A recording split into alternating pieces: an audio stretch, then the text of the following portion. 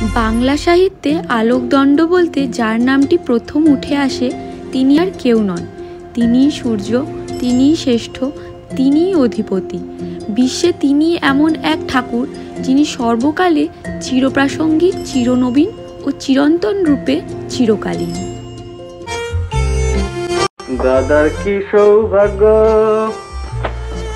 তোমারও হবে। কি চটি? কাবুলিওয়ালা ও কাবুলিওয়ালা, এই নাও প্রসাদ খাও। वो क्या है? তুমি দেখছি কিছুই জানো না। তোমার ঠাকুর নেই? हाँ, अच्छे अल्लाह। তোমার ঠাকুরের নাম আল্লাহ, আমার ঠাকুরের নাম ঠাকুর। এখান থেকে আমাদেরকে উঠাতে গেলে আমি তার হাত পা জিসমের মধ্যে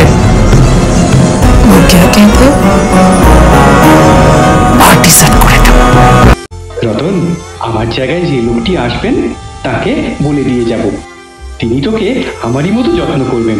না না, তোমাকে কাউকে কিচ্ছু বলতে হবে না, আমি থাকতে চাই না। সোজা জিনিস, ভালো করে একবার দেখলেই শিখে যাবে। নে খোল, আমি দেখিয়ে দিচ্ছি। এই গিরিবালা, নেমেশ ওখান থেকে। ওখানে কি করছো শুনছো না? ক্ষমা করুন বাবু, অধমের নাম অধরাবালা।